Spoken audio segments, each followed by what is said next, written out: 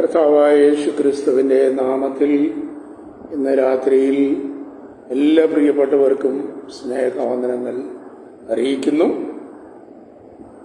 Greetings to you all in the precious name of our Lord and Savior Jesus Christ, who is coming soon to receive His glorious church.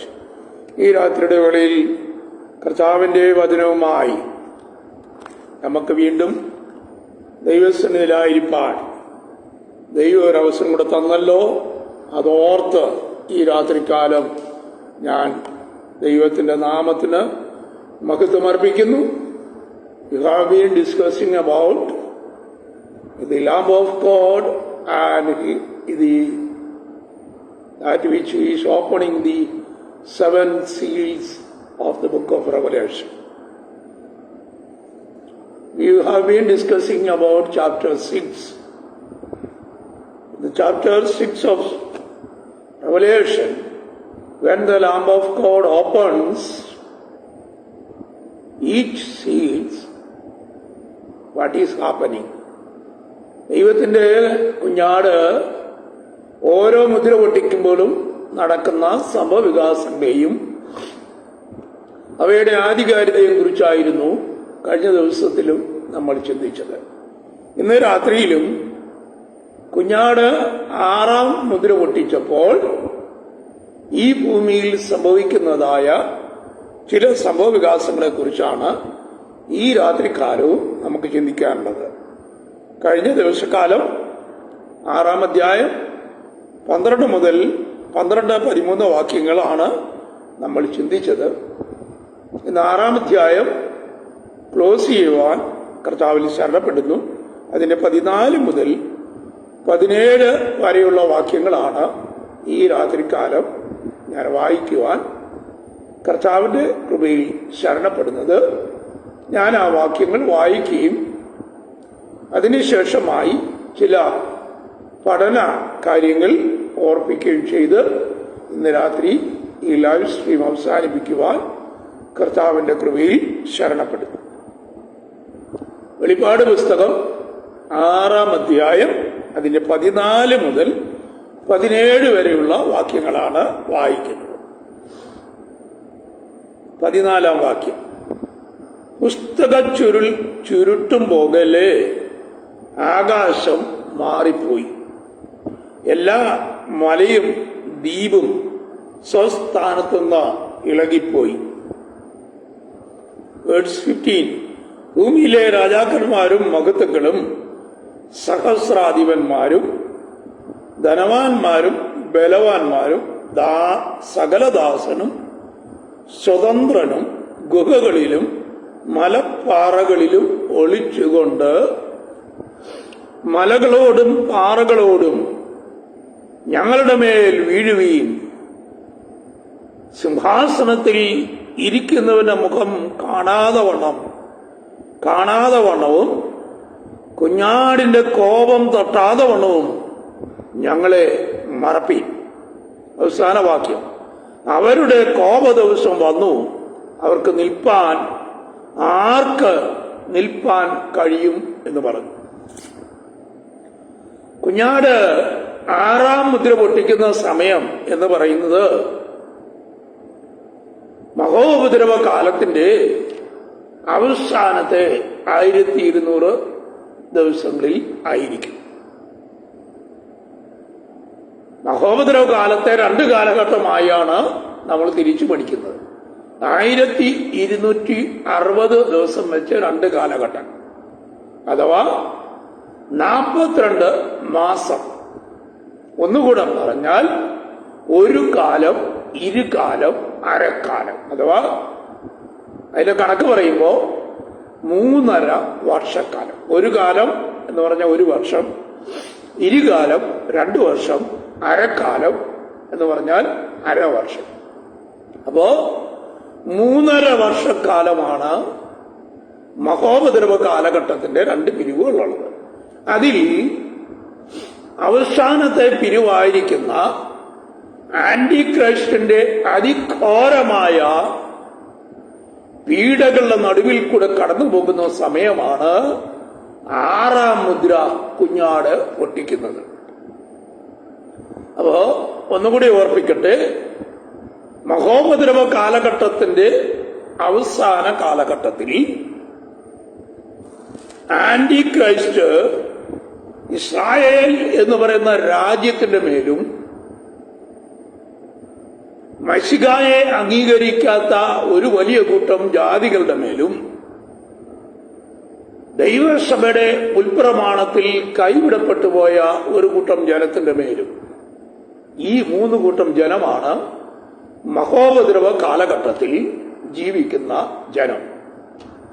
ഇവരാണ് ഈ വലിയ പീഡയിൽ കൂടെ കടന്നു പോകുന്നത്. ആകയാൽ വെളിപ്പാട് 6-ാം അധ്യായം അതിന്റെ അവസാനത്തെ 3 വാക്യങ്ങളാണ് നമ്മളിപ്പോൾ വായിച്ചത്. അതിന് ചില വിവരണങ്ങൾ ഓർപ്പിക്കുവാൻ കർത്താവിന്റെ കൃപയിൽ ഇന്ന് രാത്രി ഞാൻ ശരണപ്പെടും. ഇവിടെ നമുക്കൊരു 3-4 കാര്യങ്ങൾ പറയാനുണ്ട്. 6-ാം അധ്യായത്തിന്റെ 14 മുതൽ 17 വരെയുള്ള വാക്യങ്ങൾ. 1, പുസ്തക ചുരുട്ടും പോലെ ആകാശം മാറിപ്പോയി. Sky will be removed like a scroll. പുസ്തക ചുരുട്ടും പോലെ ആകാശം മാറിപ്പോയി. 2, എല്ലാ മലയും ദ്വീപും സ്വസ്ഥാനത്ത് നിന്ന് മാറിപ്പോയി. 3, ഭൂവാസികൾ, ഭൂമിയിലെ രാജാക്കന്മാരും മഹത്തുക്കളും സഹസ്രാധിപന്മാരും ധനവാന്മാരും ബലവാന്മാരും സകലദാസന്മാരും സ്വതന്ത്രനും എന്ന് പറഞ്ഞാൽ ഭൂമിയിൽ അന്ന് ജീവിച്ചിരിക്കുന്ന സർവമാന ജനവും ആരെയും ഇവിടെ വിട്ടിട്ടില്ല. 1, ഭൂമിയിലെ രാജാക്കന്മാർ. 2, മഹത്തുക്കൾ. 3, സഹസ്രാധിപന്മാർ എന്ന് പറഞ്ഞാൽ leaders of the then existing army. അടുത്തത് ധനവാന്മാർ, the rich people, the strong hold people, എല്ലാ സെർവൻസും സ്വതന്ത്രന്മാരും. ഇവരെല്ലാവരും ഗുഹകളിലും മലപ്പാറകളിലും ഒളിച്ചുകൊണ്ട് മലകളോടും പാറകളോടും ഞങ്ങളുടെ മേൽ വീഴുവീൻ എന്ന് പറയും. ഇത് 3-ാമത്തെ ഭാഗം. 4-ാമത്തെ ഭാഗം സിംഹാസനത്തിൽ ഇരിക്കുന്നവന്റെ മുഖം കാണാതെ വണ്ണവും, അടുത്തത് കുഞ്ഞാടിന്റെ കോപം തട്ടാതെ വണ്ണവും ഞങ്ങളെ മറപ്പീൻ എന്ന് പറഞ്ഞാൽ 5 കാര്യങ്ങൾ നമുക്ക് ഈ ഭാഗത്ത് വിവരിക്കാനുണ്ട്. 1, പുസ്തകം ചുരുൾ പോലെ മാറിപ്പോകും. അതിന് ബൈബിളിൽ എന്താണ് തെളിവുള്ളത് എന്ന് നമുക്ക് നോക്കാം. ആദ്യമായി ഞാനൊരു വാക്യം വായിക്കുകയാണ്. ഫ്രം ദി പ്രൊഫസി ഓഫ് യെശയ്യ. ഫ്രം ദി പ്രൊഫസി ഓഫ് യെശയ്യ. യെശയ്യ പ്രവചനത്തിലെ ചില വാക്യങ്ങൾ ഞാൻ വായിക്കും. Chapter 34 starting from verse 4.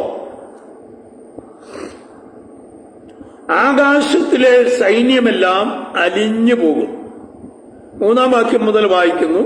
അവരുടെ ഹതന്മാരെ എറിഞ്ഞുകളയും, അവരുടെ ശവങ്ങളിൽ നിന്ന് നാറ്റം പുറപ്പെടും, അവരുടെ രക്തം കൊണ്ട് മലകൾ ഒഴുകിപ്പോകും. ആകാശത്തിലെ സൈന്യമെല്ലാം അലിഞ്ഞു പോകും.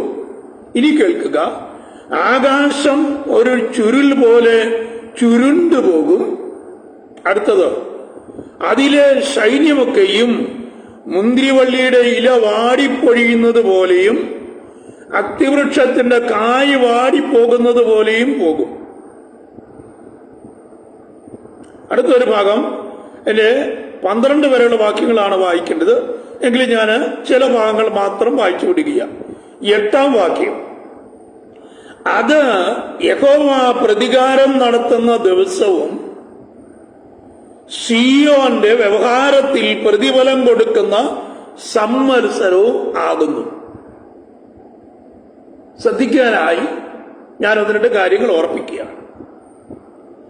ഈ ദിവസങ്ങൾ അഥവാ കുഞ്ഞാട് 6ാം മുദ്ര പൊട്ടിക്കുന്ന ദിവസങ്ങളെ കുറിച്ച് പ്രവാചകനായ യെശയ്യാ പറയുന്നു, അത് യഹോവ പ്രതികാരം നടത്തുന്ന ദിവസവും സിയോന്റെ വ്യവഹാരത്തിൽ പ്രതിഫലം കൊടുക്കുന്ന സംവത്സരവുമാകുന്നു എന്ന് പറഞ്ഞാൽ യഹോവയായ ദൈവം തന്റെ ജനത്തോട് പ്രതികാരം ചെയ്യുന്ന ദിവസം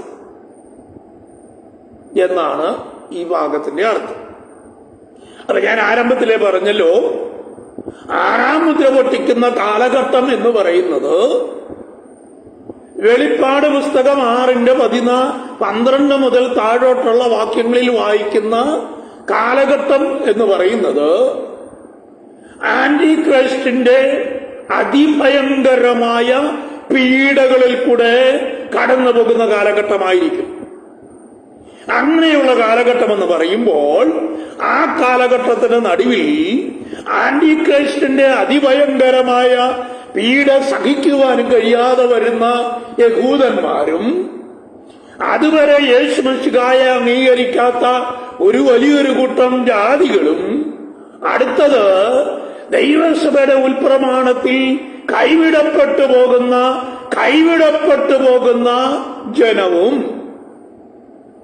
ഇവരെല്ലാവരും കൂടെ ചേർന്നാണ് മഹോപദ്രവം എന്ന ദ ഗ്രേറ്റ് ട്രിബുലേഷൻ പീരീഡിലെ പ്രജകളായി ശേഷിക്കുന്നവർ. ദ ഗ്രേറ്റ് ട്രിബുലേഷൻ പീരീഡ് പ്രജകളാണ് ഒന്ന്, ദൈവസഭയുടെ ഉൽപ്രമാണത്തിൽ കൈവിടപ്പെട്ടു പോകുന്ന ഒരു കൂട്ടം ജനം. 2, അന്ന് വരെ യേശു മിശിഹായെ അംഗീകരിക്കാത്തതായ ജാതികളായ ഒരു കൂട്ടം ജനം.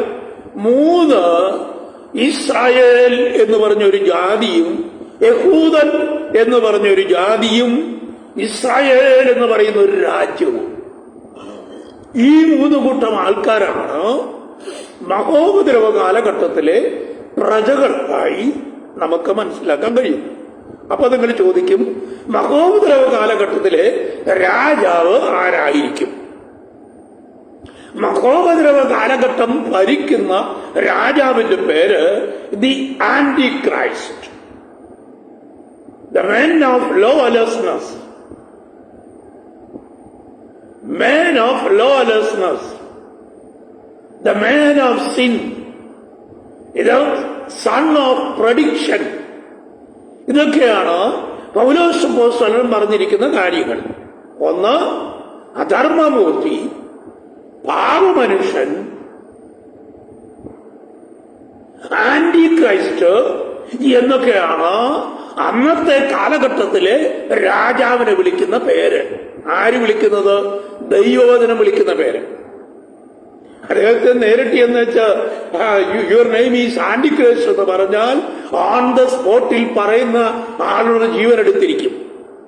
Because he has that much political power and he has the autocrat in that time. ആ കാലഘട്ടത്തില് ഏകാധിപതിയായ ഭരണാധികാരിയായിരിക്കും ആന്റി ക്രൈസ്റ്റ് എന്ന് പറയുന്ന വ്യക്തി. അദ്ദേഹത്തെ വിളിക്കുന്ന പേരാണ് അധർമ്മമൂർത്തി, പാപത്തിന്റെ പുത്രൻ, the son of prediction, the man of sin, പിശാച്, ആന്റി ക്രൈസ്റ്റ് എന്നൊക്കെയാണ് അദ്ദേഹത്തിന് ഇട്ടിരിക്കുന്ന പേര്. നമ്മൾ പഠിക്കുന്ന ദൈവവചനം ഇട്ടിരിക്കുന്ന പേരാണ് ഞാൻ പറഞ്ഞത്. അപ്പോ വെളിപ്പാട് 6ാം അധ്യായത്തിന്റെ 14 മുതലുള്ള 4 വാക്യങ്ങളിൽ നാം വായിച്ചപ്പോൾ ഇങ്ങനെ എഴുതിയിരിക്കുന്നു: പുസ്തക ചുരുൾ ചുരുട്ടും പോലെ ആകാശം മാറിപ്പോകും. The sky will be rolled like a scroll. പുസ്തക ചുരുൾ ചുരുട്ടും പോലെ ആകാശം മാറിപ്പോകും. എന്തുകൊണ്ട്? എന്തിന് ഇപ്പോൾ നിലനിൽക്കുന്ന ആകാശം മാറിപ്പോകണം? കാരണം അറിയാർക്കെങ്കിലും എന്തുകൊണ്ട് ഇപ്പോൾ നിലനിൽക്കുന്ന ആ ആകാശം മാറിപ്പോകണം? ഒന്നാമത്തെ കാരണം, പുതിയ ആകാശം സൃഷ്ടിക്കപ്പെടും. പുതിയ ആകാശം സൃഷ്ടിക്കപ്പെടും. യേശുമശിഹ തന്റെ ഭരണം ആരംഭിക്കുമ്പോൾ, അഥവാ തന്റെ മില്ലനിയൽ കിങ്ഡം ഉദ്ഘാടനം ചെയ്തു കഴിയുമ്പോൾ, തന്റെ സഹസ്രാബ്ദ രാജ്യത്തിന്റെ ഉദ്ഘാടനം നടന്നു കഴിയുമ്പോൾ, ഈ ഭൂമിയിൽ വെളിപ്പാട് 21 അധ്യായത്തിൽ വായിക്കുന്നു, ഞാൻ കണ്ടു പുതിയ ആകാശവും പുതിയ യെരൂശലേമും ഇറങ്ങി വരുന്നതായി ഞാൻ കണ്ടു എന്ന് തിരുവചനത്തിൽ രേഖപ്പെടുത്തിയിരിക്കുന്നത് കൊണ്ട് ഇന്ന് നിലനിൽക്കുന്ന ആകാശം ഒരു പുസ്തകം ചുരുട്ടുന്നത് പോലെ, മലയാളത്തിൽ എഴുതിയിരിക്കുന്ന പുസ്തക ചുരുൾ ചൂട്ടുന്നത് പോലെ ഇന്ന് കാണുന്ന ആകാശം മാറിപ്പോകും. Sky will be rolled like a scroll. യെശയ്യാപ്രവചനം 34 അധ്യായത്തിൽ പ്രവാചകനായ യെശയ്യാ പറഞ്ഞിരിക്കുന്ന വാക്യമാണ് ഞാൻ ഈ പറഞ്ഞത്. ബുക്ക് ഓഫ് യെശയ്യ അതിന്റെ 34 അധ്യായം നമുക്ക് നോക്കാം. ഇംഗ്ലീഷിൽ അത് എങ്ങനെ എഴുതിയിരിക്കുന്നത് നോക്കാം നമുക്ക്. Isaiah chapter 34. യെശയ്യ 34 അധ്യായത്തിന്റെ 4 വാക്യം ഞാൻ നിങ്ങൾക്ക് അടുത്ത് വായിച്ചു കേൾപ്പിക്കാം.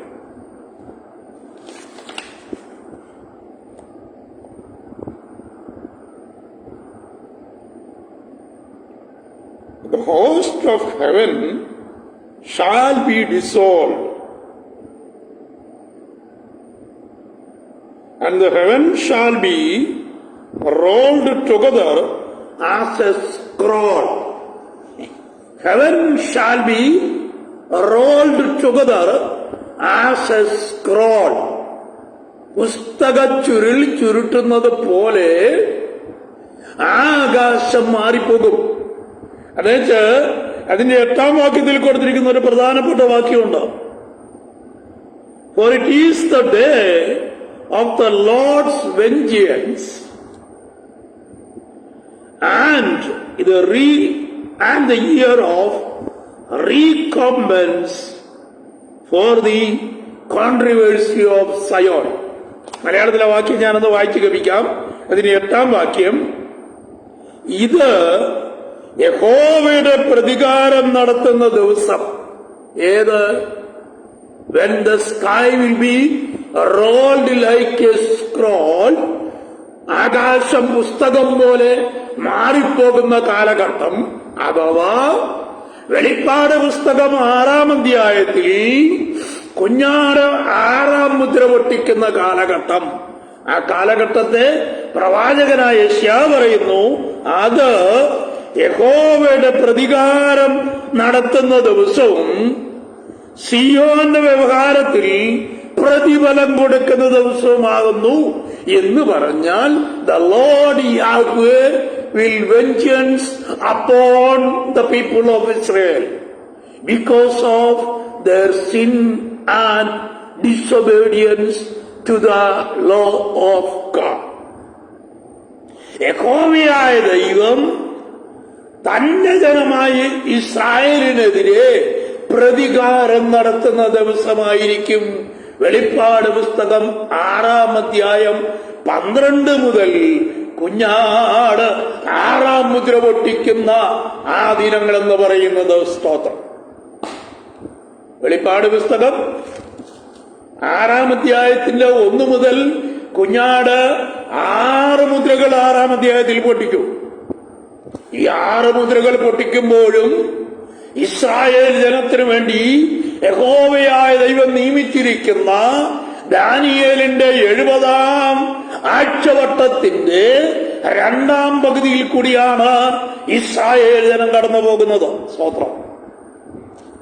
ഞാൻ ഒരിക്കൽ കൂടെ പറയട്ടെ, God has ordained 70 weeks. 70 weeks are determined for you and your city and the city of Jerusalem. ഇതാണ് ദാനിയേലിന്റെ പുസ്തകത്തിൽ പറയുന്നത്. 70 ആഴ്ചവട്ടങ്ങൾ നിനക്കും നിന്റെ ജനമായ ഇസ്രായേലിനും യഹൂദന്റെ വിശുദ്ധ നഗരമായ യെരൂശലേമിലും നിയമിച്ചിരിക്കുന്നു എന്നുള്ള ദാനിയേൽ പ്രവചനത്തിന്റെ അടിസ്ഥാനത്തിൽ ഈ 70-ാം ആഴ്ചവട്ടത്തിന്റെ അന്ത്യകാലഘട്ടങ്ങളിലായിരിക്കും കുഞ്ഞാട് തന്റെ ഓരോ മുദ്രകളും പൊട്ടിക്കുന്നത്. വെളിപ്പാട് പുസ്തകം 6:1 മുതൽ 17 വരെയുള്ള 17 വാക്യങ്ങളിൽ ദൈവത്തിന്റെ കുഞ്ഞാട് 1 മുതൽ 6 വരെയുള്ള മുദ്രകൾ പൊട്ടിക്കുന്ന ഭാഗമാണ് നമ്മൾ അവിടെ പഠിക്കുന്നത്. ഈ 1 മുതൽ 5 വരെയുള്ള മുദ്രകൾ 4 വരെയുള്ള മുദ്രകൾ പൊട്ടിച്ചപ്പോഴും വന്നു കാൺമീൻ, കം ആൻഡ് സീ എന്ന് പറഞ്ഞുകൊണ്ട് 4 കുതിരപ്പുറത്ത് സഞ്ചരിക്കുന്ന ഓരോ ആൾക്കാരെ നമ്മളിവിടെ കണ്ടു. 5-ാം മുദ്ര പൊട്ടിച്ചപ്പോൾ കുഞ്ഞാടിനോട് യാഗപീഠത്തിന്റെ കീഴിൽ അവരുടെ സാക്ഷ്യവും ദൈവോദരവും നിമിത്തം അന്ന് വരെ രക്തസാക്ഷികളായി കൊല്ലപ്പെട്ടിരിക്കുന്ന വിശുദ്ധന്മാരുടെ പ്രതികാരം ചോദിക്കുന്ന അവസ്ഥയാണ് 5-ാം മുദ്ര പൊട്ടിച്ചപ്പോൾ നമ്മൾ കണ്ടത്. 6-ാം മുദ്ര പൊട്ടിക്കുമ്പോൾ ആരംഭത്തിൽ ഭൂമി മാറിപ്പോയി, വലിയ ഭൂകമ്പമുണ്ടായി, സൂര്യൻ കരിമ്പടം പോലെ കറുത്തു, ചന്ദ്രൻ രക്തമായി തീർന്നു, ആകാശത്തിൽ നിന്ന് നക്ഷത്രങ്ങൾ വീണു, ആകാശം ഇളകിപ്പോയി. 4 കാര്യങ്ങൾ അവിടെയും 6-ാം മുദ്ര പൊട്ടിച്ചപ്പോൾ സംഭവിച്ചു. 1, ഒരു വലിയ ഭൂകമ്പം ഉണ്ടായി. 2, സൂര്യൻ കരിമ്പടം പോലെ കറുത്തു. 3, ചന്ദ്രൻ രക്തനിറമായി തീർന്നു. 4, ആകാശത്തിൽ നക്ഷത്രങ്ങൾ വീണു. 5, ആകാശം തന്റെ സ്ഥാനത്ത് നിന്ന് മാറിപ്പോയി. അപ്പോ ഭൂമണ്ഡലം മുഴുവൻ 6-ാമത്തെ മുദ്ര പൊട്ടിക്കുമ്പോൾ ദൈവത്തിന്റെ ന്യായവിധി അനുഭവിക്കുക. അപ്പോ 6-ാം മുദ്ര പൊട്ടിച്ചപ്പോൾ അവസാന ഭാഗങ്ങളിൽ സംഭവിക്കുന്ന ഒരു 4 കാര്യങ്ങളാണ് ഞാനിവിടെ ഓർപ്പിച്ചുകൊണ്ടിരിക്കുന്നത്. 1, ആകാശം പുസ്തക ചുരുൾ ചുരുട്ടുന്നത് പോലെ മാറിപ്പോയി. Heavens shall be removed like a scroll. ആകാശം പുസ്തക ചുരുൾ ചുരുട്ടുന്നത് പോലെ മാറിപ്പോയി എന്ന് പറഞ്ഞാൽ ഇന്ന് നിലനിൽക്കുന്നതായ ഈ ആകാശവും ഭൂമിയും, ഇന്ന് നിലനിൽക്കുന്ന ഈ ആകാശവും ഭൂമിയുമാണ് മഹോപദ്രവ കാലഘട്ടത്തിലും നിലനിൽക്കുന്ന ആകാശവും ഭൂമിയും. ഈ ആകാശവും ഭൂമിയും മുഴുവൻ ഒഴിഞ്ഞു പോകും. അതിന് ചിലവിടെയും തെളിവുണ്ടോ നിങ്ങൾ ചോദിക്കും. ഉണ്ട്. 2 പത്രോസിന്റെ ലേഖനം 3:7 മുതൽ 12 വരെയുള്ള ചില വാക്യങ്ങൾ ഞാനിവിടെ വായിക്കാൻ പോകുക. 2 Peter chapter 3 verses 7 to 12. 2 പത്രോസിന്റെ ലേഖനത്തിലെ ചില വാക്യങ്ങൾ ഞാൻ നിങ്ങൾക്ക് വേണ്ടി ഇവിടെ വായിച്ചു കേൾപ്പിക്കാം. 2 പത്രോസിന്റെ ലേഖനം 3-ാം അധ്യായം 7 മുതൽ.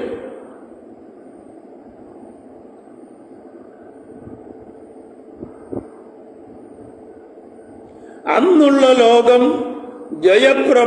ജലപ്രളയത്താൽ മുങ്ങി നശിച്ചു എന്നും ഇപ്പോഴത്തെ ആകാശവും ഭൂമിയും അതേ വചനത്താൽ തീക്കായി സൂക്ഷിച്ചും ന്യായവിധിയും ഭക്തികെട്ട മനുഷ്യരുടെ നാശവും സംഭവിപ്പാനുള്ള ദിവസത്തേക്ക് കാത്തിരിക്കുന്നു എന്നും അവർ മറന്നു കളഞ്ഞു. ശ്രദ്ധിക്കണേ. Apostle Peter is reminding to his hearers that അന്നുള്ള ഭൂമി എന്ന് പറഞ്ഞാൽ പഴയ കാലഘട്ടത്തിൽ ആദിയിൽ ദൈവം ആകാശവും ഭൂമിയും സൃഷ്ടിച്ചു എന്ന് പറഞ്ഞ ഭൂമി, ആ ഭൂമിയെ ദൈവം നോഹയുടെ കാലത്ത് 40 നാളത്തെ പ്രളയമയച്ച് ആ ഭൂമിയെ മുഴുവൻ ശുദ്ധീകരിച്ചു. അതിനുശേഷം ദൈവം നോഹ എന്നൊരു നീതിമാൻ മുഖാന്തരം തന്റെ കുടുംബത്തിലെ 8 പേരെ രക്ഷിച്ചു. അങ്ങനെയാണ് പിന്നീടുള്ള തലമുറകൾ വളർന്നത്. ഇവിടെ പത്രോസ് അപ്പോസ്തലൻ പറയുകയാണ്, ഇപ്പോഴത്തെ ആകാശവും ഭൂമിയും അതേ വചനത്താൽ തീക്കായി സൂക്ഷിച്ചും ന്യായവിധിയും ഭക്തികെട്ട മനുഷ്യരുടെ നാശവും സംഭവിപ്പാനുള്ള ദിവസത്തേക്കും കാത്തിരിക്കുന്നു എന്നവർ മനസ്സോടെ മറന്നു കളഞ്ഞു. ചിന്തിക്കണേ, ഞാനൊരു കാര്യം കൂടെ ഓർപ്പിക്കുകയാണ്. യഹോവയായ ദൈവം സോദോമിന്റെയും ഗോമോറയുടെയും ചില രാജ്യങ്ങളുടെ പാപം അതികഠിനമായപ്പോൾ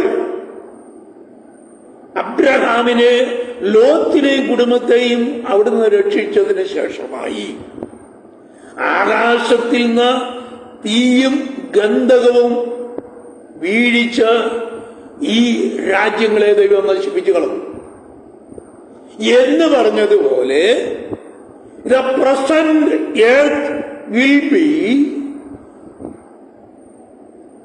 completely removed by a great fire.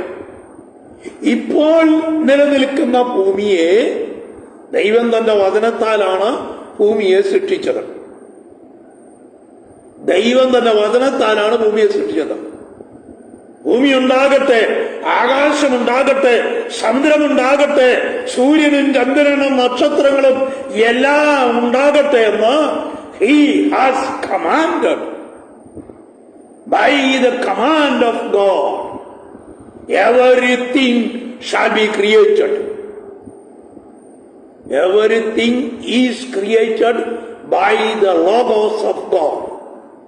ദൈവത്തിന്റെ വായിലെ വചനത്താലാണ് സകലതും സൃഷ്ടിക്കപ്പെട്ടത്. Expect man. മനുഷ്യനെ ഒഴികെ ഭൂമിയിൽ സൃഷ്ടിക്കപ്പെട്ട സകലവിധ ചരാചാരങ്ങളെയും, ഭൂമിയിൽ സൃഷ്ടിക്കപ്പെട്ടിരിക്കുന്ന ഭൂമി, ആകാശം, ആകാശമണ്ഡലങ്ങൾ, ചന്ദ്രൻ, സൂര്യൻ, നക്ഷത്രങ്ങൾ, സമുദ്രം, സമുദ്രത്തിലുള്ള സകലതും, ഭൂമി മണ്ഡലത്തിൽ ജീവിച്ചിരിക്കുന്ന സകലവിധ ചരാചരങ്ങളും expect the crown of creation. Expect the crown of creation. സകല സൃഷ്ടിയുടെയും മകുടമാണ് മനുഷ്യൻ എന്ന് പറയുന്നത്. God created man in his own image with his hands.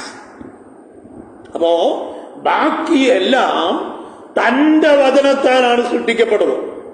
അതുകൊണ്ടാണ് ഇവിടെ പത്രോസ് അപ്പോസ്തലൻ പറയുന്നത്, അതേ വചനത്താൽ ഇപ്പോഴത്തെ ആകാശവും ഭൂമിയും അതേ വചനത്താൽ തീക്കായി സൂക്ഷിച്ചും ന്യായവിധിയും ഭക്തികെട്ട മനുഷ്യരുടെ നാശവും സംഭവിപ്പാനുള്ള ദിവസത്തേക്ക് കാത്തിരിക്കുന്നു എന്ന് പറഞ്ഞാൽ ഈ ഭൂമിയും ആകാശവും അതിലുള്ള സകലതും ദൈവം തന്റെ വചനമയച്ച് ശുദ്ധീകരിക്കും. എന്തിനാണെന്നറിയാമോ? ഭൂമി പാപത്താൽ നശിക്കപ്പെട്ടു പോയി. ഈ പാപത്താൽ നശിക്കപ്പെട്ട് കിടക്കുന്ന, പാപം നിമിത്തം ശാപിതമായ ഭൂമി,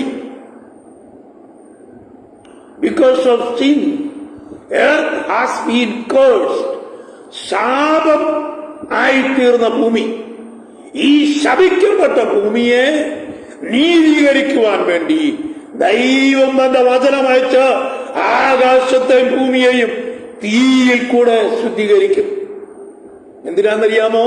ഞാൻ നേരത്തെ പറഞ്ഞല്ലോ, ആകാശം മാറിപ്പോകും, മലകൾ മാറിപ്പോകും, ദ്വീപുകൾ മാറിപ്പോകും, ഭൂമി മാറിപ്പോകും, ആകാശം പുസ്തക ചുരുട്ടുന്ന പോലെ മാറിപ്പോകും. അതിനുശേഷം God Almighty is the Father of everything, the one who sat on the throne. He will create a new earth and a new heaven. ഞാൻ പറയട്ടെ ദൈവമക്കളെ, ഇന്ന് കാണുന്ന ഭൂമിയും ആകാശവും തീ കൊണ്ട് ശുദ്ധീകരിച്ച ശേഷമായി ഈ ഭൂമി മാറ്റപ്പെട്ടു പോകും.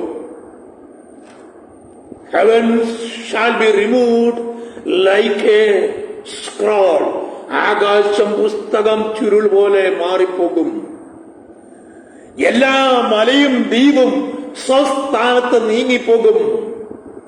ഇതൊക്കെ ദൈവവചനത്തിലെ പ്രവചനങ്ങളാണ് ഞാൻ ഈ പറഞ്ഞത്. എല്ലാ മലയും ദ്വീപും സ്വസ്ഥാനത്ത് നീങ്ങിപ്പോകും. അടുത്തത്, ഭൂവാസികളെല്ലാവരും, രാജാക്കന്മാരും മഹത്തുക്കളും, all the political leaders, all the army leaders, സഹസ്രാധിപന്മാരും, ധനവാന്മാരും ബലവാന്മാരും ദാസന്മാരും സ്വതന്ത്രനും എന്ന് പറഞ്ഞാൽ nobody has been exempted. ആരെയും മാറ്റി നിർത്തിയിട്ടില്ല. Everything will be removed and everything will be recreated by the command of our Lord Jesus Christ before he entering into the millennial kingdom. ഒരിക്കൽ കൂടി ഞാൻ പറയട്ടെ, നമ്മുടെ കർത്താവായ യേശു ക്രിസ്തുവിന്റെ വായിലെ വചനത്താൽ ആകാശവും ഭൂമിയും ഭൂമിക്ക് കീഴിലുള്ള സകലത്തെയും ഭൂമിയിൽ സഞ്ചരിക്കുന്നതിനെയും സമുദ്രത്തിലുള്ള സകല ചരാചരങ്ങളെയും നക്ഷത്രങ്ങളെയും നക്ഷത്രമണ്ഡലങ്ങളെയും ദൈവം തന്റെ വചനത്താലാണ് നിർമ്മിച്ചത്. God has created everything by the logos of God. That logos has taken flesh and dwelt among us, and we beheld his glory, and his name is called Jesus of Nazareth. ഞാൻ പറഞ്ഞ ഈ logos ദൈവം തന്റെ വായിലെ വചനത്താൽ ഭൂമിയെയും ആകാശത്തെയും ആകാശമണ്ഡലങ്ങളുള്ള ചന്ദ്രനെയും സൂര്യനെയും നക്ഷത്രമണ്ഡലങ്ങളെയും ഭൂമിയിൽ സഞ്ചരിക്കുന്ന സകലവിധ ചരാചരങ്ങളെയും സമുദ്രത്തിൽ സഞ്ചരിക്കുന്ന സകലവിധ ചരാചരങ്ങളെയും തന്റെ വായിലെ വാക്കിനാൽ നിർമ്മിച്ചു. God has created everything by the logos of God. ദൈവവചനം നാം ജഡം ധരിച്ച് നമ്മുടെ ഇടയിൽ പാർത്തു. നാം അവന്റെ മഹത്വം, ദൈവപുത്രന്റെ മഹത്വം പോലെ ദർശിച്ചു. ആ ദൈവപുത്രൻ he is called as the Lamb of God. അദ്ദേഹത്തെയാണ് ദൈവകുഞ്ഞാടെന്ന് വിളിക്കുന്നത്. ആ ദൈവകുഞ്ഞാടാണ് 1 മുതലുള്ള 6 മുദ്രകളും പൊട്ടിക്കുന്നത്. അങ്ങനെ ദൈവകുഞ്ഞാട്, the Lamb of God, opens the 6th seal. 6ാമത്തെ മുദ്ര പൊട്ടിക്കുമ്പോൾ സംഭവിക്കുന്ന ചില സംഭവ വികാസങ്ങളാ ഞാനിപ്പോ പറഞ്ഞുകൊണ്ടിരിക്കുന്നത്. അതല്ല പ്രിയ സഹോദരങ്ങളെ, ഞാൻ ഓർപ്പിക്കട്ടെ, കുഞ്ഞാട് 6ാം മുദ്ര പൊട്ടിക്കുമ്പോൾ അതിന്റെ 14ാം വാക്യം പറയുന്നു, the heavens shall be removed like a scroll. ഒരു പുസ്തകം ചുരുട്ടുന്നത് പോലെ ആകാശം മാറിപ്പോകും. 2, എല്ലാ മലയും ദ്വീപും സ്വസ്ഥാനത്തുനിന്ന് നീങ്ങിപ്പോകും. 3, ഭൂമിയിൽ ഉള്ള സകലരും, രാജാക്കന്മാരും മഹത്തുക്കളും സഹസ്രാധിപന്മാരും ദാസന്മാരും സ്വതന്ത്രന്മാരും ധനവാന്മാരും ബലവാന്മാരും എന്ന് പറഞ്ഞാൽ all of the humanity, ഇവരെല്ലാവരും ഗുഹകളിലും മലകളിലും പാർക്കാൻ ആഗ്രഹിക്കും. എന്താണെന്നറിയോ? അവര് പറയും, മലകളോടും പാറകളോടും ഞങ്ങളുടെ മേൽ വീഴുവീൻ.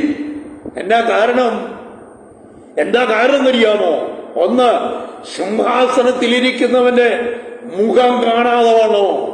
ശ്രദ്ധിക്കുക, ഒന്ന്, സിംഹാസനത്തിലിരിക്കുന്നവന്റെ മുഖം കാണാതെ വണ്ണവും, രണ്ട്, കുഞ്ഞാടിന്റെ കോപത്തിൽ നിന്ന് ഞങ്ങൾ വിടുവിക്കപ്പെടേണ്ടതിനും മലകളോടും കുന്നുകളോടും ഞങ്ങളെ മൂടുവീനെന്ന് ഇവർ പറയും. എന്ന് പറഞ്ഞാൽ, the last period of the tribulation will be a great tribulation. No one can explain what will be happening in the last period of tribulation. ഈ അവസാന കാലഘട്ടത്തിലെ ട്രിബുലേഷൻ, മഹാഉപദ്രവ കാലഘട്ടത്തിൽ എന്തായിരിക്കും വരുവാൻ പോകുന്നുവെന്ന് നോ വൺ ക്യാൻ പ്രോഫസൈ. കർത്താവ് പറയുന്നു, അനേക റെഫറൻസുകൾ പുസ്തക ചുരുളിൽ മാറിപ്പോകും എന്നുള്ളതിന് എൻ്റെ കയ്യിലുണ്ട്. അനേക റെഫറൻസുകൾ. ഞാൻ ഒന്ന് രണ്ട് റെഫറൻസുകൾ വായിച്ചു കേൾപ്പിച്ചല്ലോ. നമ്മുടെ കർത്താവ് തന്റെ അവസാനത്തെ ഒലിവുമല പ്രസംഗത്തിൽ ഈ വിഷയങ്ങൾ സൂചിപ്പിച്ചിട്ടുണ്ടോ എന്ന് നമുക്ക് നോക്കാം. മത്തായി 24-ാം അധ്യായം 29-30 വാക്യം ഞാനത് വായിക്കുക. കർത്താവായ യേശുമശിഹ തന്റെ ഒലിവുമലയിലെ പ്രസംഗത്തിൽ ഈ വിഷയങ്ങൾ സൂചിപ്പിച്ചിട്ടുണ്ടോ നമുക്ക് നോക്കാം. കർത്താവിന്റെ അവസാനത്തെ ഒലിവുമല പ്രസംഗം.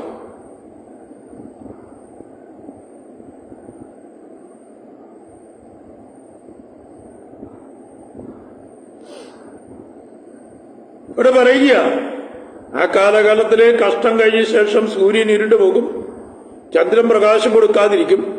ഇതെല്ലാം പറഞ്ഞിട്ട് ഇവൻ ആകാശശക്തികൾ ഇടകിപ്പോകും. അപ്പോൾ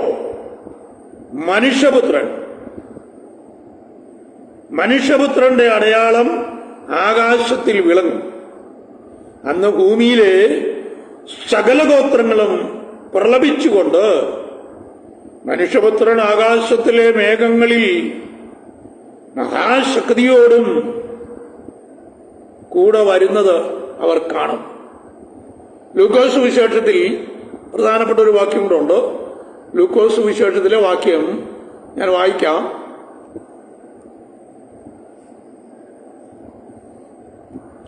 മാർക്കോസിന്റെ സുവിശേഷത്തിൽ 13-ാം അധ്യായത്തിൽ, ലൂക്ക് 23-ാം അധ്യായത്തിലുമുണ്ട് വാക്യം. അത് ഞാൻ വായിച്ച് കേൾപ്പിക്കാം. മത്തായിയുടെ സുവിശേഷം ലൂക്ക് 23-ാം അധ്യായത്തിൽ നമ്മുടെ കർത്താവ് തന്നെ പറയുന്ന ഒരു ഭാഗമാണ്.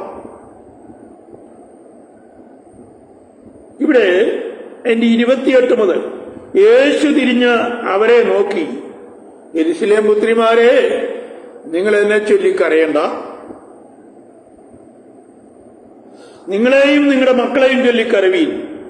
മച്ചികളും പ്രസവിക്കാത്ത ഉദരങ്ങളും കുടിപ്പിക്കാത്ത മുലകളും ഭാഗ്യമുള്ളതെന്ന് പറയുന്ന കാലം വരും. അടുത്തത്, അന്ന് മലകളോട് ഞങ്ങളുടെ മേൽ വീഴുവീനെന്നും കുന്നുകളോട് ഞങ്ങളെ മൂടുവീൻ എന്നും പറയും.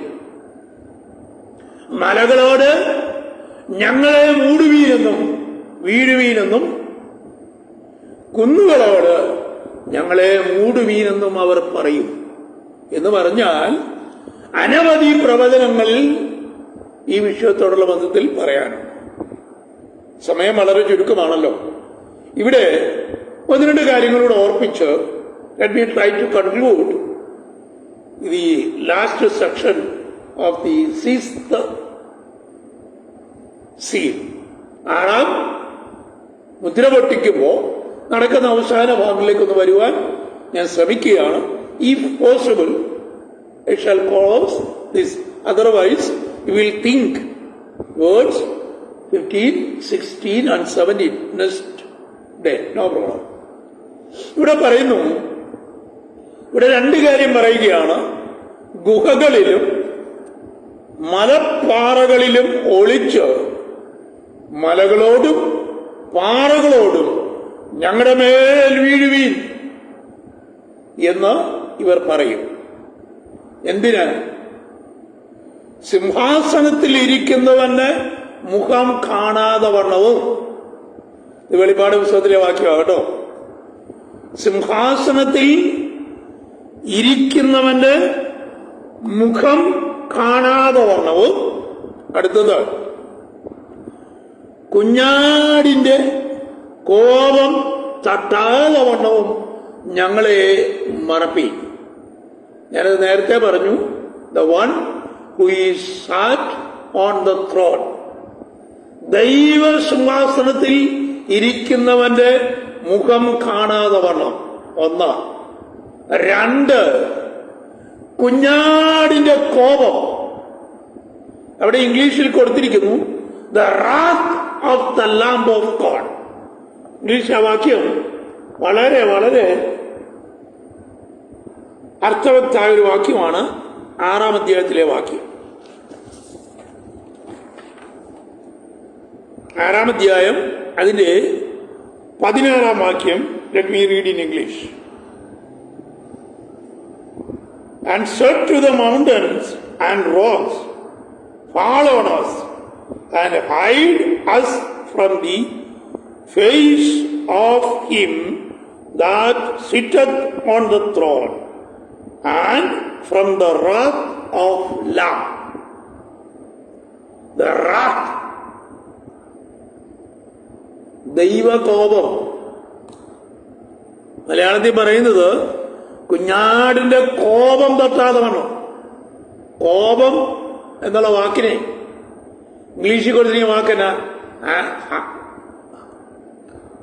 ഇംഗ്ലീഷിൽ കൊടുത്തിരിക്കുന്ന വാക്കെന്നാ? അതിന് ആംഗ്രി, ആങ്കർ. പക്ഷേ ഇവിടെ കൊടുത്തിരിക്കുന്ന വാക്ക് കോപം എന്നല്ല ഇംഗ്ലീഷില്. The wrath of God. Wrath എന്ന് പറഞ്ഞാൽ ഇതൊരു വലിയ ന്യായവിധിയെ കാണിക്കുന്നതിനാ റാത്ത് എന്ന് പറയുന്നത്. ഞാൻ അതിനെക്കുറിച്ച് ഒരു നല്ല സ്റ്റഡി നടത്തിയിട്ടുണ്ട്, ദ റാത്ത് ഓഫ് ഗോഡിനെ കുറിച്ച്. കരുതാണെന്ന് വെച്ചാൽ നമുക്ക് അടുത്ത ദിവസം അതിനെക്കുറിച്ച് ചിന്തിക്കാം. What is the wrath of God? It refers to the judgment and punishment. Wrath of God refers to the judgment and punishment that will fall upon those who reject God and the Lamb of God. ശ്രദ്ധിക്കണേ, ഇത് wrath of God. wrath of God, ദൈവ ക്രോധം. യഹോവയുടെ ക്രോധം ജ്വലിച്ചു. ദൈവക്രോധം. മലയാളത്തിൽ കോപം എന്നല്ല അതിന് കൊടുത്തിരിക്കുന്നത്. ദ റാത്ത് മീൻസ് ക്രോധം. നമ്മളത് മലാക്കി പ്രവചനത്തില് 4-ാം അധ്യായത്തിൽ അതിനെ കുറിച്ചൊരു വാക്കുണ്ട്. ഞാനൊന്ന് വായിക്കാം. മലാക്കി 4-ന്റെ 1-ാം വാക്യത്തിൽ അതിന് തത്തുല്യമായൊരു വാക്യം രേഖപ്പെടുത്തിയിട്ടുണ്ടോ?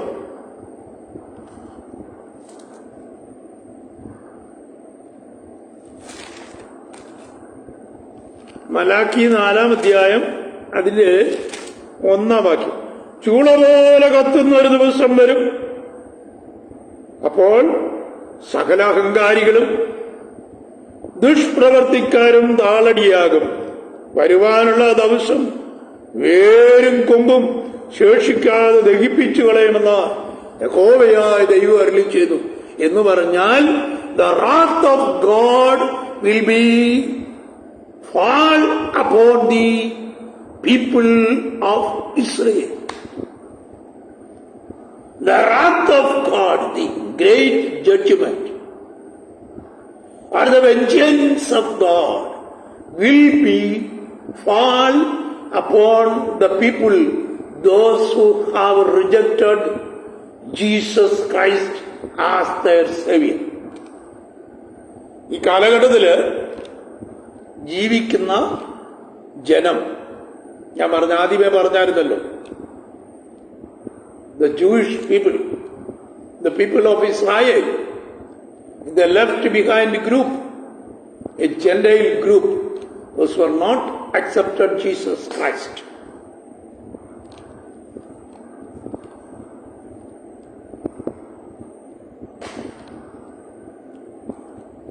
അപ്പോ ദൈവക്രോധം ജ്വലിച്ചു. ആ ജ്വലിച്ച ഒരു ഭാഗം ഞാൻ ഒന്ന് ചൂണ്ടിക്കാണിക്കാം. യഹോവയായ ദൈവം തന്റെ ദാസനായ മോശയുമായി സീനായി മലയിൽ നിന്ന് താഴേക്ക് ഇറങ്ങി വരുന്നു. ഇറങ്ങി വരുമ്പോ മോശയുടെ 2 കരങ്ങളിലും ഇസ്രായേൽ ജനത്തിന് കൊടുക്കുവാനുള്ള 10 കൽപ്പനകൾ എഴുതിയ 2 പലകളുണ്ട്. അപ്പൊ യഹോവയായ ദൈവത്തിന്റെ കൂടെ മോശയും പർവ്വതത്തിൽ നിന്ന് ഇറങ്ങി താഴേക്ക് വരികയാണ്. ആ പർവ്വതത്തിന് താഴ്വാരത്തിലേക്ക് എത്തിക്കൊണ്ടിരിക്കുമ്പോ യഹോവയായ ദൈവം പറയുന്നു, എന്നെ വിട്, ഞാൻ പോയി അവരെ ദഹിപ്പിച്ചു കളയും, അവരെ ദഹിപ്പിച്ചു കളയും എന്ന് പറഞ്ഞാൽ fire shall fall upon the people, തീയ് അവരെ ദഹിപ്പിച്ചു കളയും. അപ്പോ അവിടെ ദൈവത്തിന്റെ ക്രോധം ജ്വലിച്ചു. ദൈവിക ക്രോധം മോശയുടെ മുൻപാകെ, ഇസ്രായേൽ ജനത്തിന് മുൻപാകെ ജ്വലിച്ചു. അപ്പോഴാണ് മധ്യസ്ഥനായ മോശ യഹോവയുടെ മുൻപാകെ നിലമ്പാടി വീണത്. ന്യായപ്രമാണത്തിന്റെ മധ്യസ്ഥനായ മോശ അതിപരിശുദ്ധനായ ദൈവത്തിന്റെ മുൻപാകെ നിലമ്പാട് വീടുകൊണ്ട് ദൈവത്തോട് ഇങ്ങനെ പറയുന്നു, ദൈവമേ, നീ അവരെ നശിപ്പിക്കല്ലേ. If you are destroying the people, please remove my name from your book which you have written. നീ അവരെ നശിപ്പിക്കുകയാണെങ്കിൽ യഹോവയായ ദൈവമേ, നീ എഴുതിയ എന്റെ പേര് നിന്റെ പുസ്തകത്തിൽ നിന്ന് മായ്ച്ചു കളയണമേ. അവിടെ ദൈവമേ മോശയോട് പറയുന്നൊരു വാക്കുണ്ട്, എന്നോട് പാപം ചെയ്യുന്നവരെ ഞാൻ എന്റെ പുസ്തകത്തിൽ നിന്ന് മായ്ച്ചു കളയും എന്ന് പറഞ്ഞാൽ, those who have been rejecting Jesus Christ, യേശുമശിഹായെ തള്ളിക്കളഞ്ഞ ജനത്തിന്റെ മുൻപാകെ യഹോവയായ ദൈവത്തിന്റെ ക്രോധം അതികഠിനമായി ജ്വലിക്കും. അങ്ങനെ ആ ദൈവക്രോധം ജ്വലിക്കുമ്പോൾ ആ ദൈവക്രോധത്തിന് മുൻപാകെ നിൽക്കുവാൻ കഴിയാതെ ഒരു വലിയ കൂട്ടം ജനം ദൈവത്തിന്റെ മുമ്പിൽ നിൽക്കാതെ വരും. ഇനി ചില കാര്യങ്ങൾ ഞാൻ പറയാം. ഇത് ഈ concept of the wrath of God shows the justice and the consequence of those who rejecting the salvation. നിങ്ങൾക്ക് മനസ്സിലാക്കണം ഞാൻ വിചാരിക്കുന്നു. ഇത് concept of wrath of God shows the justice and the consequence of rejecting him for salvation. ഈ വലിയ രക്ഷയെ തള്ളിക്കളയുന്നവനാ യഹോവയുടെ ക്രോധം അവന്റെ മേൽ വീഴും. അപ്പോ ഇവിടെ പറയുക, the concept of wrath of God shows justice and consequence of rejecting his salvation. അടുത്തത്, the rejection of the lamb. rejection of the lamb എന്ന് പറഞ്ഞാൽ ദൈവ കുഞ്ഞാടിനെ തള്ളിക്കളഞ്ഞവർ.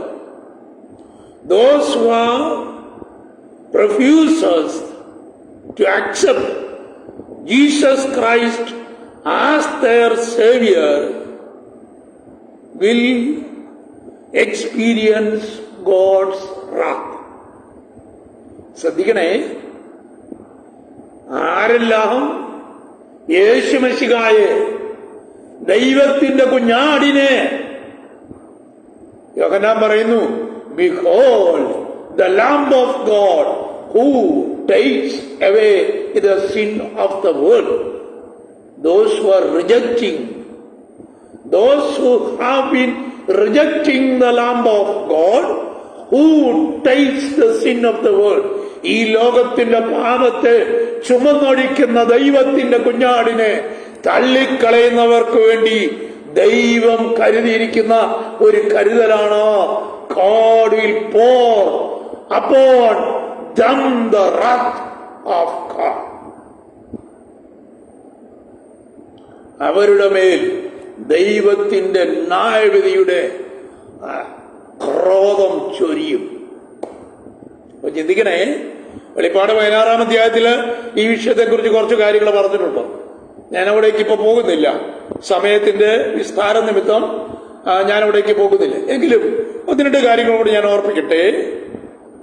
The rejection of the Lamb of God. Those who refuses to accept the offer of salvation. രക്ഷയെ തള്ളിക്കളയുന്നവർക്ക് വേണ്ടിയുള്ള ദൈവത്തിന്റെ ന്യായവിധിയായിരിക്കും. The wrath of God will pour upon them. അവരുടെ മേൽ ദൈവത്തിന്റെ ക്രോധം ഇറങ്ങി വീഴും. അപ്പൊ ഇനി നോക്കുക, ഇനി ചില റെഫറൻസുകൾ from the book of old testament and from the books of new testament. ഞാനതും കൂടെ പറഞ്ഞ് ഞാൻ എത്രയും വേഗം ഈ ഭാഗം അവസാനിപ്പിക്കുക. കർത്താവിൽ ശരണപ്പെടും. The wrath of God describes as a just response to sin and disobedience to the commandment of God. Let me explain it one. The wrath of God describes as a just response to sin and the disobedience to the law of God. ദൈവിക ന്യായവിധികൾക്കെതിരായി നിൽക്കുന്നതും പാപത്തിന്റെയും അനുസരണക്കേടിനും മുകളിൽ വർഷിക്കപ്പെടുന്ന ദൈവിക ക്രോധം. നിങ്ങൾ ചോദിക്കും, ഇതിനെക്കുറിച്ച് പഴയ നിയമം എന്നാ പറയുന്നു? There are many references from the Old Testament. Deuteronomy 1:26 മുതൽ 46 വരെ അവിടെ പറയുന്നു, God's wrath is directed towards those who do not follow His will. ഓരോ ഭാഗത്തെക്കുറിച്ച് ചെറിയ ചെറിയ നോട്ട് ഞാൻ തരുന്നുള്ളൂ. ഡ്യൂട്രോണമി ആവർത്തന പുസ്തകം 1:26 മുതൽ 46 വരെയുള്ള 20 വാക്യങ്ങളുടെ ഒരു ചെറിയ not. The wrath of God is directed towards those who do not follow His will. ദൈവത്തിന്റെ ഹിതം അനുസരിക്കാത്തവരുടെ മേൽ യഹോവയായ ദൈവത്തിന്റെ ക്രോധം വർഷിക്കപ്പെടും. ആവർത്തന പുസ്തകം 1-ാം അധ്യായം 26 മുതൽ 46 ഉള്ള 20 വാക്യം. അടുത്തത് സങ്കീർത്തനങ്ങൾ 2-ാം അധ്യായം 1 മുതൽ 6 വരെ. God's wrath is redirected towards those who rebel against Him. ഇവിടെ വായിക്കുന്നത് സങ്കീർത്തനം 2-ാം അധ്യായം 1 മുതൽ 6 വരെ. God's wrath is directed towards those who rebel against Him. ദൈവത്തിനെതിരായി നിൽക്കുന്നവർക്ക് മേൽ യഹോവയുടെ ക്രോധം വർഷിപ്പിക്കപ്പെടും. ഈ 6 വാക്യങ്ങളുടെ ഒരു രക്തചുരുക്കമാണ് ഞാൻ പറഞ്ഞത്. അടുത്തത് യെരമ്യ 32:17. യെരമ്യ 32:17 അവിടെ പറയുന്നു, God is powerful enough to what he has been promised, including the wrath. എന്ന് പറഞ്ഞാൽ ദൈവം വിശ്വസ്തനാണ്, അവന്റെ ക്രോധം ജനത്തിന് മേൽ ചൊരിയും. അടുത്ത പറയുക, അടുത്തൊരു ദൈവക്രോധം കാണിക്കുന്ന കാണണോ? പുറപ്പാട് പുസ്തകം 9-ാം അധ്യായം 3-ാം വാക്യം. അതിനെക്കുറിച്ച് ഒരു ചിന്തകൻ പറയുക, അത് 9-ാം അധ്യായം എന്ന് പറയുന്നത് മോശയിൽ കൂടെ ദൈവം ഇസ്രായേൽ ജനത്തിന് കൊടുക്കുന്ന മഹാവ്യാധികളെ കുറിച്ച് രേഖപ്പെടുത്തിയിരിക്കുന്നത്. അതിനെക്കുറിച്ച് പറയുന്നത് plagues are an example of God's wrath against the people of Egypt. പ്ലേഗ്സ് അഥവാ ബാധകൾ, 10 ബാധകളല്ലേ ഇസ്രായേൽ ജനത്തിന്റെ ഇടയിലേക്ക് മോശ ഇറക്കി വിട്ടവർ. അതിനെക്കുറിച്ച് ഒരെഴുത്തുകാരൻ പറഞ്ഞിരിക്കുക, പ്ലേഗ്സ് R an example of God's wrath against the people of Egypt. മിസ്രൈമിലുള്ള ജനത്തിന്റെ മേലുള്ള ദൈവത്തിന്റെ ക്രോധം ചൊരിഞ്ഞതാണ് 10 ബാധകളെന്ന ഒരു പണ്ഡിതൻ പറഞ്ഞിരിക്കുന്നു. അപ്പൊ ഞാൻ പറഞ്ഞതിന്റെ അർത്ഥം, ഇത് ദൈവിക ക്രോധം ജനത്തിന് മേലെ ഇറങ്ങി വരുന്നതാണ്. അത്രയും ഭാഗം പഴയ നിയമത്തിൽ നിന്നുള്ളതാണ്. ഇനി പുതിയ നിയമത്തിൽ എന്താ പറയുന്നത്? Romans chapter 1:18. For the wrath of God is revealed from heaven against all ungodliness and unrighteousness of men. റോമാലേഖനം 1:18 വാക്യം ഞാൻ മലയാളത്തിൽ ഒന്ന് വായിക്കാം, അതിച്ചൊന്ന് ക്ലിയർ ആക്കാനാ. Romans chapter 1 words 18. Let me read in Malayalam. റോമർ 1:18.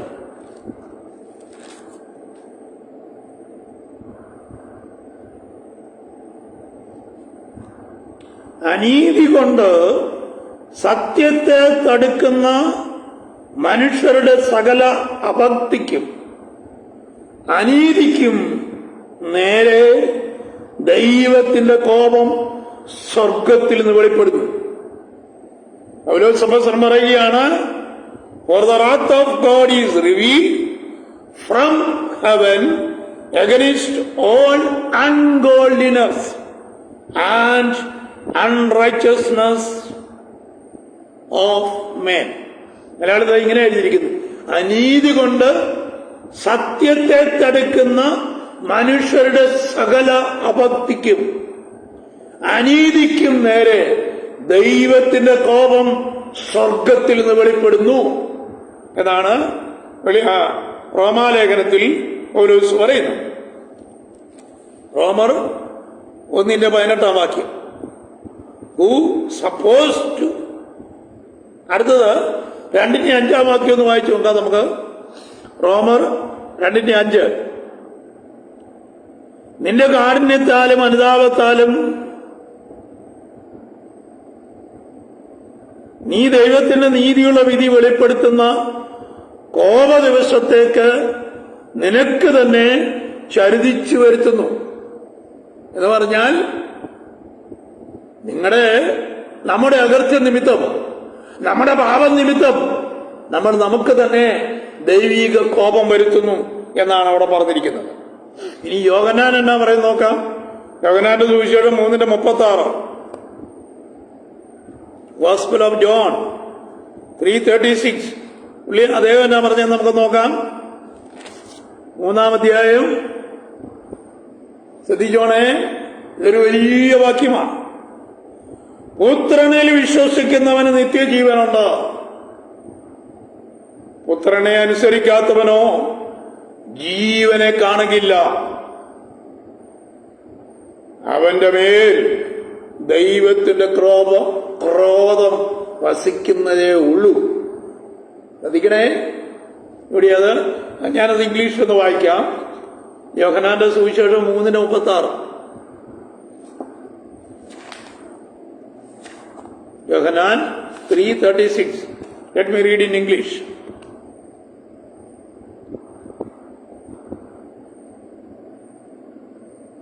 He that believes on the Son has everlasting life.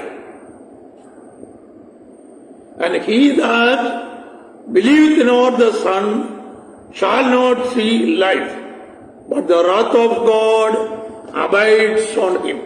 ഇവിടെ ശ്രദ്ധിക്കണേ, യോഹന്നാൻ പറയുക, പുത്രനിൽ വിശ്വസിക്കുന്നവന് നിത്യജീവനുണ്ട്. പുത്രനെ അനുസരിക്കാത്തവനോ ജീവനെ കാണുകയില്ല എന്നുവെച്ച് പറയുന്നു. ദൈവക്രോധം അവന്റെ മേൽ വസിക്കുന്നുള്ളൂ. That means those who are not accepting Jesus Christ.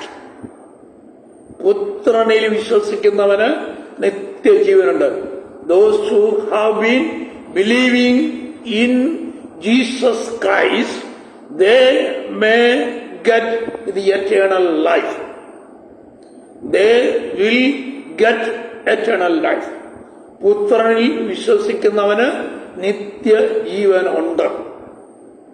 അവനിൽ വിശ്വസിക്കാത്തവന് ജീവനെ കാണുകയില്ല. That means the one who does not believe in the name of Jesus Christ, they will not see life. എന്നുവെച്ച് പറയുന്നു, the wrath of God will abide on them.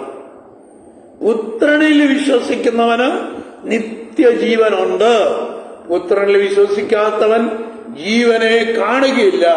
അവരുടെ മേൽ ദൈവത്തിന്റെ ക്രോധം ഇറങ്ങി വരുന്നു എന്ന് ദൈവവചനം നമ്മളെ പഠിപ്പിക്കുക.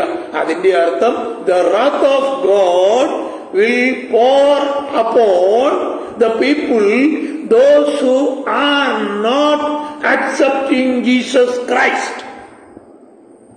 യേശു കർത്താവിനെ അംഗീകരിക്കാത്തവരുടെ മേൽ ദൈവിക ക്രോധം ആകാശങ്ങളിൽ നിന്ന് ചൊരിയും.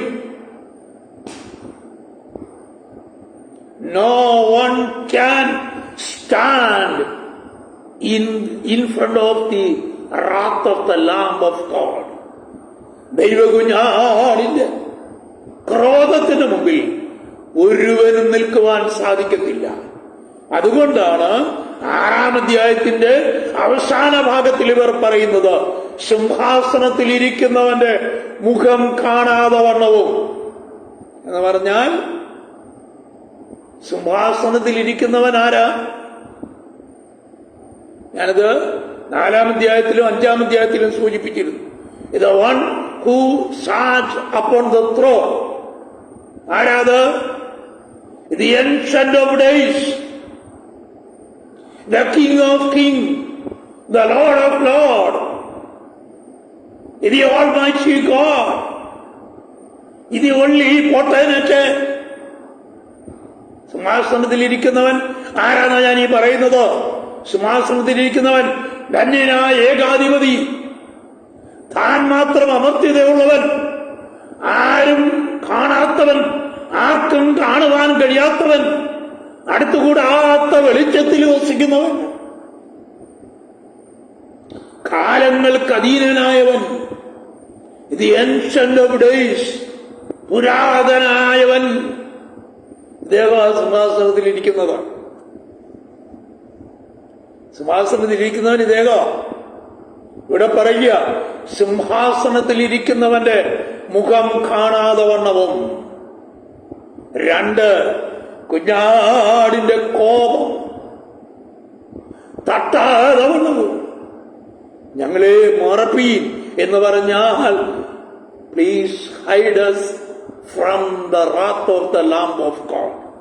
ദൈവകുഞ്ഞാടിന്റെ കോപം തന്നെ സ്വീകരിക്കാത്ത, തന്നെ ഇതുവരെയും അംഗീകരിക്കാത്ത ജനത്തിന്റെ മേൽ ചൊരിയപ്പെടുമ്പോൾ ആ കോപത്തിൽ നിന്ന് രക്ഷപ്പെടുവാൻ അവർ പറയുകയാണ്, മലകളോടും പാറകളോടും ഞങ്ങളുടെ മേൽ വീഴുവീൻ.